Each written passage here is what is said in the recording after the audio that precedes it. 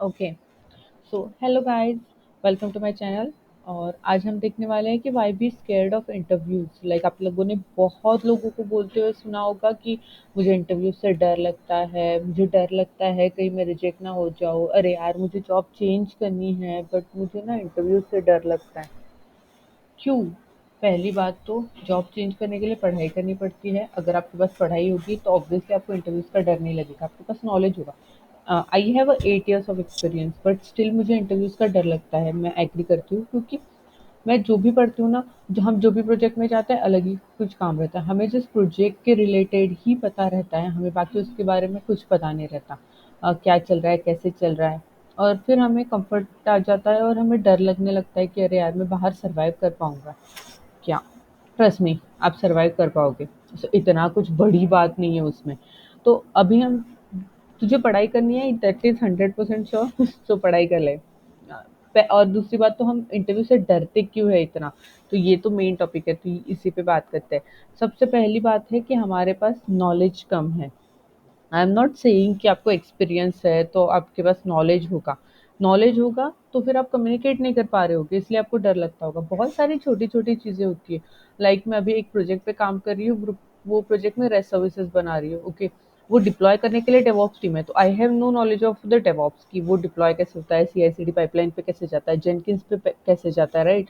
तो मेरे पास वो नॉलेज नहीं है और किसी ने मुझे पूछ लिया, ऑब्वियसली मेरी ततो-पपो होनी है, मुझे पता ही नहीं है तो मैं क्या करूँगी? तो उसके लिए आपको आपका नॉलेज बढ़ाना पड़ेगा, आपको आपके प्रोजेक्ट के बारे में सब कुछ पता करना पड़ेगा और आपको थ्योरेटिकल नॉलेज भी बढ़ाना पड़ेगा। It's not like only practical knowledge कि हाँ, अभी मुझे 8 साल का एक्सपीरियंस है तो मुझे कोई पूछेगा नहीं कि गार्बेज कलेक्शन कैसे वर्क करता है, ठीक है? दैट इज़ चिंदी थिंग। मैं स्प्रिंग बूट पे काम करती हूँ तो मुझे गार्बेज कलेक्शन के बारे में पता है कि नहीं, मान नहीं पता, ठीक है? मैं मेमोरी मैनेजमेंट के बारे में पता नहीं है, ठीक है? वो चल जाएगा। नहीं चलेगा भाई, लोग पूछते हैं इंटरव्यूअर्स कि मेमोरी मैनेजमेंट कैसे करते हैं, गार्बेज कलेक्शन कैसे वर्क करता है, तो उसके लिए भी मुझे पढ़ना पड़ेगा ना। तो लैक ऑफ नॉलेज की वजह से हमारे पास लैक ऑफ कम्युनिकेशन स्किल आती है और उससे हमारा कॉन्फिडेंस लूज हो जाता है। सो बेटर हम लोग अपना नॉलेज बढ़ाते हैं, तो उससे अपने आप कम्युनिकेशन स्किल बढ़ जाएगी, उससे अपने आप कॉन्फिडेंस आ जाएगा।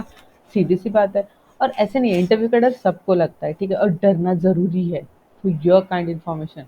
बट ऐसे है ना कि बहुत बार आपको ऐसे लगता है कि मैं रिजेक्ट हो गया तो मेरा क्या होगा, लाइक ये कंपनी ने सिलेक्ट नहीं किया तो बहुत सारे सवाल दिल में चलते रहते हैं, ठीक है? ऐसे लगता है ठीक है ना, यहाँ फाइनेंशियल स्टेबिलिटी भले पैसा कम मिल रहा है बट मुझे पता है सब कुछ ये प्रोजेक्ट का, मैं काम करके अपने लिए भी टाइम निकाल पाता हूँ।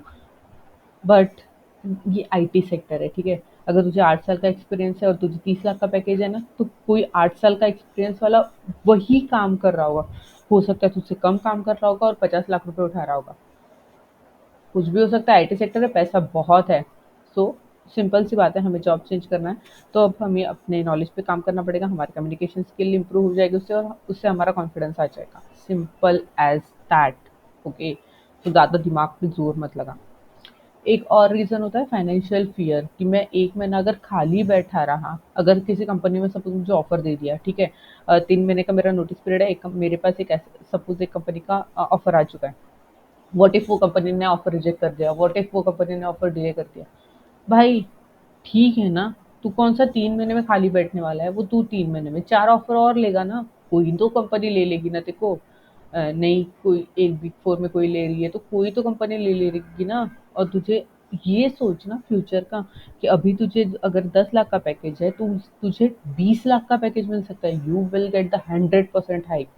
तो 20 लाख में क्या नहीं हो सकता? थोड़ा रिस्क तो बनता है ब्रो, ठीक है? और 1 महीना तुझे सिर्फ़ 1 महीना एडजस्ट करना पड़ता है। एज़ पर माय एक्सपीरियंस 1 महीना कुछ कर लेंगे ना, दोस्तों से माँग लेंगे, ईएमआईज़ 1 महीना लेट हो जाएगा, 1 ही महीने की बात है ना, उसके बाद वो ईएमआई और नेक्स्ट मंथ का ईएमआई दोनों भर लेना।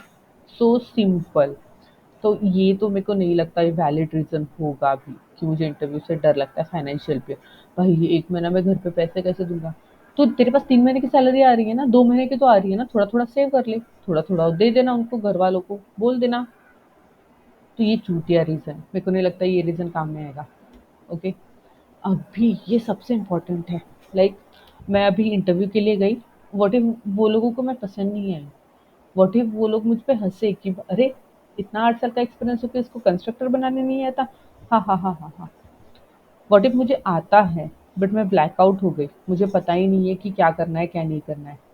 और सबसे बड़ी बात, उन लोगों ने मुझे सिलेक्ट ही नहीं किया तो। अबे दिमाग के हल्के, ठीक है ना, क्या ही होगा, गोली तो नहीं मार रहे हैं ना वो तुझे, जान है तो जहान है। इट्स ओके ना, उसने पसंद नहीं किया, कौन सा उसकी लड़के से शादी करनी है तुझे। हाँ, हंस रहा है तो हंस ले, बहुत लोग हंसते हैं, दोस्त तो ऐसे ही हंसते रहते हैं। और नहीं याद है, नहीं याद है।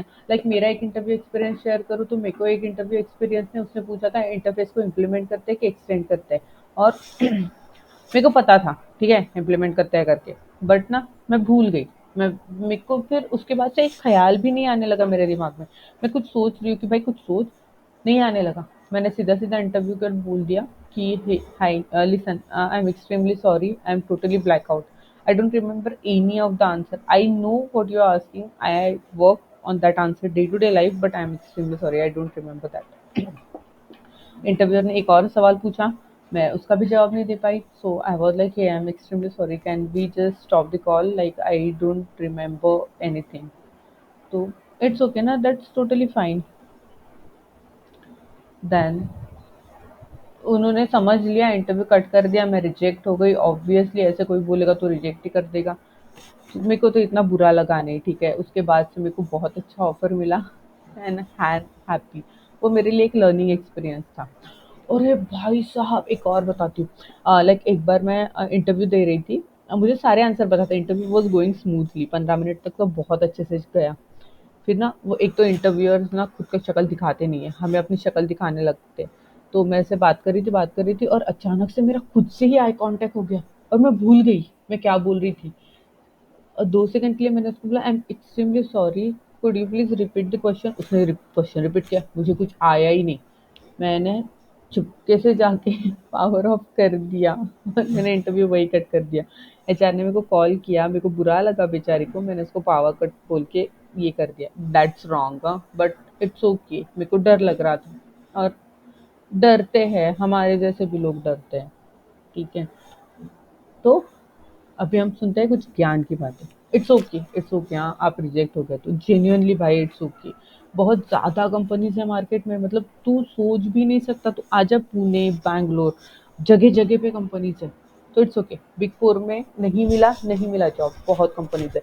मैं खुद ही अब बैठे-बैठे 10 कंपनियों के नाम गिनवा सकती हूँ, ठीक है? और इतना तो चूतिया है नहीं हम कि हमें जॉब मिलेगा नहीं। तो हमें जॉब मिल सकता है, तो उसका तो टेंशन ले ही मत। सो अनलेस एंड अंटिल तेरा कोई ड्रीम ना हो कि हाँ मुझे गूगल में जाना है, भाई मुझे गूगल में जाना है, ठीक है। मैंने गूगल का एक बार इंटरव्यू दे दिया, इतना वाहियात इंटरव्यू दिया मैंने, इतना वाहियात कि तू सोच भी नहीं सकता। बट टोटली फाइन ना, एक चांस गया है मैं, और आगे है, करियर तो चलता ही रहेगा, देते रहेंगे हम इंटरव्यूज। बट मेरा सपना है, दैट्स माई ड्रीम। तो और सबसे मेन बात, पहले 5-6 इंटरव्यू तो जेन्युइनली आपकी औकात दिखाते हैं। लाइक कितना भी आप एक्सपीरियंस हो, 10 साल, 12 साल, 15 साल, आज तक मेरे को एक बंदा ऐसे मिला नहीं जिसने मुझे बोला भाई मैंने एक इंटरव्यू दिया और मैं इसमें क्रैक कर गया। कोई नहीं। पहला इंटरव्यू तो बहुत गंदा औकात दिखाता है। लाइक एक बार एक इंटरव्यूअर ने मुझे बोला था, सेकंड इंटरव्यू था, उसने मेरे को कलेक्शन पे ही पूछा था सवाल। मुझे तब आता था बट मैं बता नहीं पा रही थी, like link list, array list, ये मैं बता नहीं पा रही थी उसको। उसने मेरे को बोला, do you really think you have a 7 years of experience और you are lying about your experience.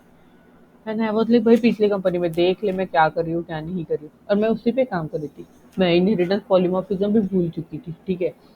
तो it's fine, it's okay. That doesn't mean कि अभी मुझे आता नहीं है। पहले 4-5 इंटरव्यू भले ए देख, एक टाइम आएगा पहले 4-5 इंटरव्यू में तेरे को कंस्ट्रक्टर पूछेंगे, ठीक है। कंस्ट्रक्टर तेरे को नहीं आता होगा, एक इंटरव्यू में नहीं आएगा, 2 इंटरव्यू में नहीं आएगा, 3 इंटरव्यू में नहीं आएगा, राइट। चौथे इंटरव्यू में तुझे खुद की ही शर्म आएगी, तू खुद की ही गिल्ट में रहेगा कि भाई देख लेना, एक बार का 10 बार पूछ ही तो रहे ये सवाल, तो देख लेगा। चौथे इंटरव्यू में तू क्रैक कर पाएगा, वो कंस्ट्रक्टर का है, तू बता पाएगा उसको, right. So that doesn't mean कि तू यही यही स्टेज पे रहने वाला है विद ज़ीरो नॉलेज। तू सीख रहा है ना। और एक टाइम ऐसे आएगा ना कि तुझे ऐसा लगेगा कि भाई कुछ अलग भी पूछना, मेरे को पता है ये, क्योंकि मेरे को पता है कि गार्बेज कलेक्शन कैसे वर्क करता है, मेरे को पता है सब कुछ चीज़ें, तो चल भग। इससे अच्छा तो मैं खुद ही कर लूँगा। तुझे तुझे इतना ही आता है क्या? तुझे जावा 8 ही आता है क्या? तुझे स्ट्रीम नहीं आता है क्या? तुझे और कुछ नहीं आता है क्या? रिपिटेटिव क्वेश्चंस बहुत होते हैं, रिपिटेटिव। लाइक ऑब्वियसली ना, हम सबको पता है कि उप्स के 5 कांसेप्ट है, तो हर इंटरव्यूअर पूछ सकता है देखो उप्स के 5 कांसेप्ट, 2 में नहीं आएँगे बट तीसरे में तो तेरे को आ ही जाएँगे ढंग से बताते हुए, राइट? तो तेरी कम्युनिकेशन भी बढ़ जाएगी, तेरा नॉलेज भी ये हो रहा है ना, इम्प्रूव हो रहा है। तू तू इंटरव्यूज़ के बाद क्वेश्चंस देख रहा है, नोट डाउन कर रहा है, सीख रहा है कि भाई हाँ, गार्बेज कलेक्शन कैसे वर्क करते हैं मुझे पता नहीं है। तो चल ना एक बार देख लेता हूँ ना कैसे वर्क करते हैं, मेबी नेक्स्ट इंटरव्यू में काम आएगा। मेबी मेरे लिए काम आएगा, ठीक है?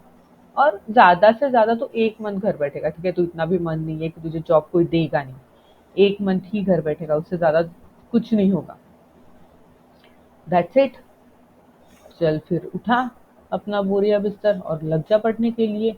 तुझे वहीं रहना नहीं है, ठीक है? तुझे यार बहुत सारी चीज़ें होती है ज़िंदगी में, फाइनेंशियल भी चीज़ें होती है, फैमिली भी होती है। अगर मेरा बेटा आईटी में है तो ऑब्वियसली हर माँ-बाप का सपना होता है कि वो 5 डिजिट सैलरी ही कमाए।